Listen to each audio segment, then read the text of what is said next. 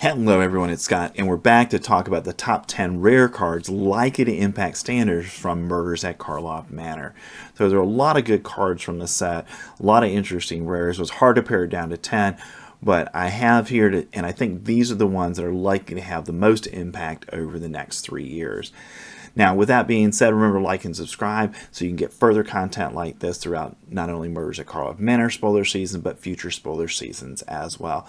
All right, so let's dig into the top 10 rares from Murders at Karlov Manor. So coming in at number 11 are the 10 dual lands from the set, because all of these cards are going to see standard play, so I'm not ranking them in here, but they're going to be among the most important cards from the set. Now, the downside of them coming in tapped is there, but the upside is having those land types on them, which is very important.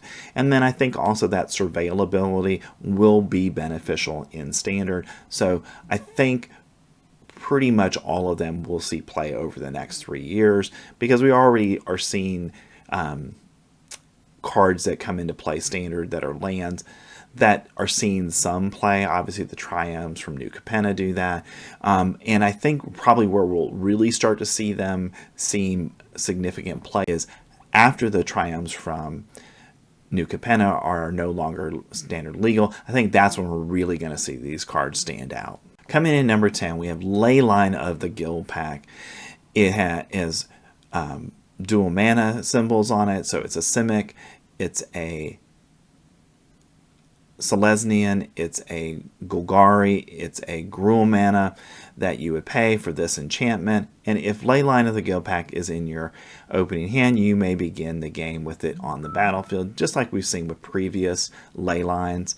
And then each non-land permanent you control is all colors, and lands you control are every basic land type in addition to their other types. So very powerful card. I think this is going to immediately be something that our decks that are trying to use 4 and 5 colors, like the Atraxa deck, are going to want this, at least a couple of copies of this in their deck, because this is going to speed up their ability to play a lot of things.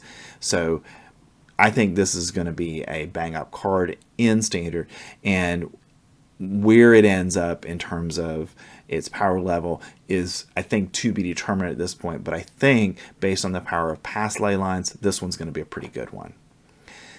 Coming in number 9, we have Doorkeeper Throw.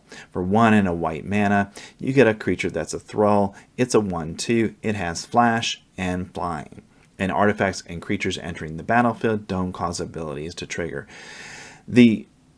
This power on Doorkeeper Throw is very, very important. We have so many creatures that come into play, so many artifacts that come into play and cause triggered abilities. And this shuts them down for the low cost of only 2 mana. Now, it is a 1/2, so it's going to be susceptible to removal. But we even have seen Elish Norn, Mother of Machines, that has basically the same ability, see play in standard at 5 mana. So I don't think we'll have a problem getting Doorkeeper Throw into decks that want to control your opponent's ability to create triggered abilities from their artifacts and the creatures when they come into play. Coming in at number 8, we have Yurus Roar of the Old Gods. For 2, a red and a green mana, you get a legendary creature that's a Centaur Druid. He's a 4/4. Other creatures you control have haste, and whenever one or more face-down creatures you control deals combat damage to a player, draw a card. And whenever a face-down creature you control dies, return it to the battlefield face down under its owner's control. If it's a permanent card, then turn it face up. So Yurus, I look at Yurus as a two-way card. First, I'm looking at it from the standpoint of other creatures you control have haste. So Yurus is going to give any number of other really good creatures that are 5 mana or 6 mana or even 2 and 3 mana cards that are good, the ability to immediately come and attack. And having that haste on all your creatures is a tremendous ability to have. Now, if you play this in a deck that's going to have some face down creatures, that's in my mind just gravy. But to me, the big thing about Yurus is giving other creatures haste. 7th place comes in with the 10th District Hero. For 1 and a white mana, you get a human. That's a 2/3. And then you can pay 1 and a white mana and collect evidence 2. And 10th District Hero becomes a human detective with base power and toughness 4/4 and gains vigilance. And for 2 and a white mana, you can collect evidence 4. If 10th District Hero is a detective, it becomes a legendary creature named Maleva, the Stalwart. It has base power and toughness 5/5, and it gains other creatures you control have indestructible. So in a deck where you're going to be able to collect evidence, and I really don't think that's going to be a problem in a 10th District Hero deck, you're going to have ways of getting stuff in the graveyard, or you're going to play in a really aggressive deck. You're going to lose cards to blockers at different times, so that some of your creatures will die. So I don't think it's going to be too difficult to at least get 10th District Hero to a 4/4 with vigilance, and I have a feeling that it's not going to be all that difficult to meet that second requirement of collecting evidence for the second time. So this card to me is going to be a very powerful aggro card in Standard, where we've got cards that, we've got creatures that are going to be dying in combat regularly, or you're going to be casting spells that target things regularly. And in my mind, I think that's going to make this a very tough card to deal with in Standard. And we've had cards like this in the past that have progressive mana abilities on them, and they tend to be good cards in Standard. So 10th District Hero, I think, will be one of those. At 6, we've got Aurelia the Law Above. For 3, a red and a white mana, you get a legendary creature. That's an angel. Aurelia is a 4/4 with flying, vigilance, and haste. And whenever a player attacks with 3 or more creatures, you draw a card. And whenever a player attacks with 5 or more creatures, Aurelia the Law Above deals 3 damage to each of your opponents, and you gain 3 life. So Aurelia, I think, is going to be the top end of our Boros deck that's going to be forming in Standard. We've already got a low to the ground Boros deck, but I think based on what we got from the Ravnica set, I think we're going to see it move more towards a mono red build of the deck rather than a mono white build. And Aurelia will just be the top end of that, where you're definitely going to be able to attack with 3 creatures regularly. You're going to be able to draw cards. And then I wouldn't think it would be very difficult over the course of a match where you have Aurelia on the field and you're attacking with 5 creatures, and you're getting that extra little bit of chip damage and gaining that little bit of extra life that probably will go a long way in you actually winning the game. At 5, we've got Forensic Gadgeteer. For 2 and a blue mana, you get a Vidalcan Artificer Detective. That's a 2/3, and whenever you cast an artifact spell, investigate. Activate abilities of artifacts you control cost 1 less to activate. This effect can't reduce the mana in that cost to less than 1 mana. So I think Forensic Gadgeteer is an ideal card to go into the Azorius or potentially Bant artifact deck that we're going to have in Standard. We really have one already that's kind of out there using a number of really good artifact creatures that we have in Standard right now. But I think this just goes that one step further. We're going to investigate regularly. We're going to create all those clue tokens, and that's going to really help you. And the fact that you get to reduce the cost of those clue tokens to 1 means you're going to be able to crack them more often. And if any of your artifacts have abilities that cost mana, you're going to be able to reduce those as well. And we know that things that reduce the mana cost of things tend to be good in Standard. So I expect Forensic Gadgeteer to be a solid card. Coming in at number 4, we have War Leader's Call. For 1, a red and a white mana. It's an enchantment. Creatures you control get +1/+1. And whenever a creature enters the battlefield under your control, War Leader's Call deals 1 damage to each opponent. Now, we've had things like this in the past that basically have been in why we actually have one already in Standard that does the same thing. It gives all your creatures +1/+1. You are rewarded for playing creatures. You play this on turn 3, and as long as it stays on the board, every time a creature enters the battlefield, you get to do a damage to your opponent. You just continually pinging at your opponent. And in matches where you're as an aggro strategy, you're kind of bogged down, you really can't get through your opponent's defenses. Well, this is a way to keep hitting them for damage. You just keep playing your creatures, and eventually you'll be able to hopefully tack in and win the game at that point. But if you don't even get to that point, you might have been able to get them low enough on life earlier in the game, and just the ping damage from War Leader's Call is going to be enough to win you the game. So that's why it's coming in at number 4.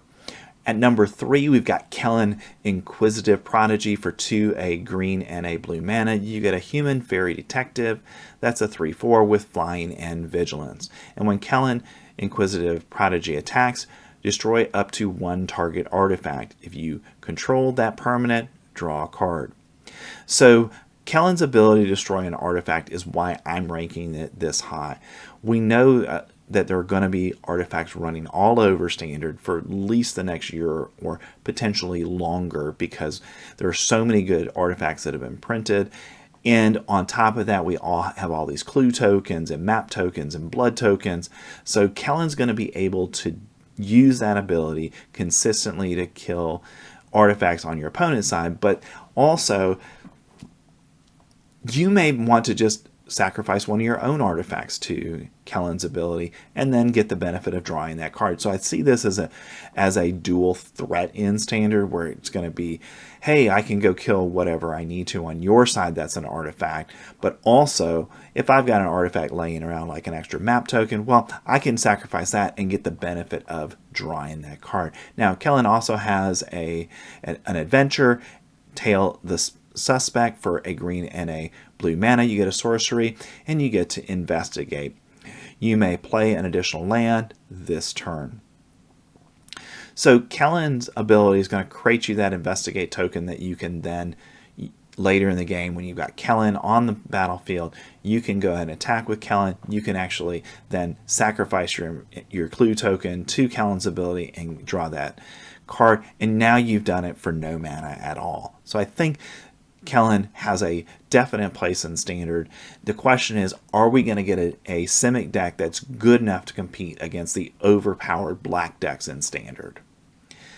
Coming in at number 2, we have Fugitive Codebreaker for 1 and a red mana. You get a Goblin Rogue. That's a 2/1 with Prowess and Haste. He also has Disguise for 5 and a red mana. This cost is reduced by 1 for each instant sorcery card in your graveyard. So in theory, you can get this down to 1 mana.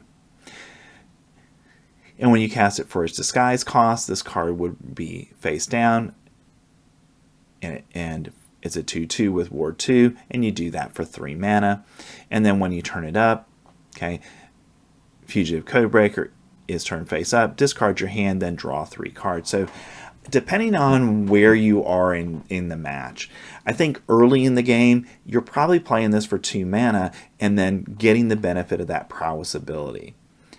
And then late in the game, you can play it for its disguise cost of 3, and then immediately flip it. If you've got an empty hand, now you get 3 cards for flipping it for 1 mana. Because that, I think, is going to be pretty common in Standard in the kind of deck I expect this to be in.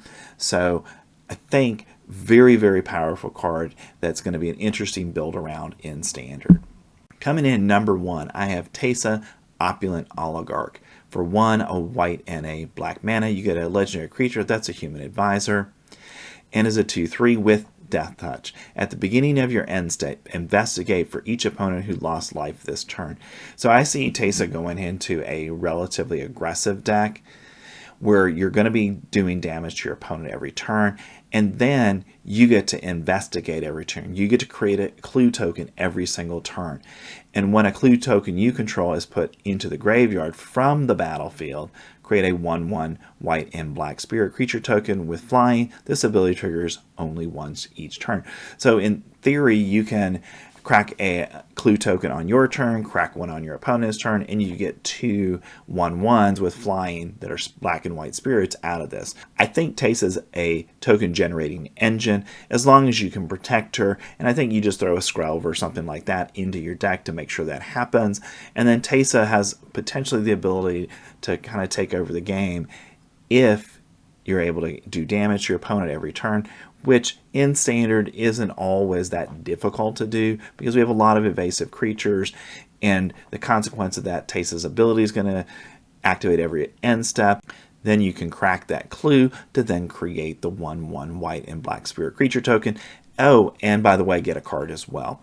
So Tesa, to me, is an incredibly powerful rare that we have from the set, and I think it's going to see over the next 3 years a lot of play in Standard. Now the question is, where does it fit?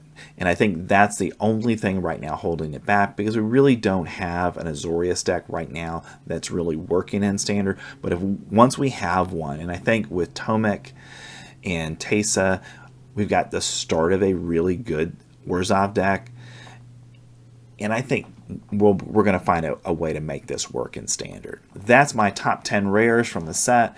Tell me what you think in the comments. Thanks for staying to the end of the video. Remember to like and subscribe to get further content like this throughout Murders at Karlov Manor, spoiler season, and in spoiler season beyond this one. Again, thanks, and I'll see you next time.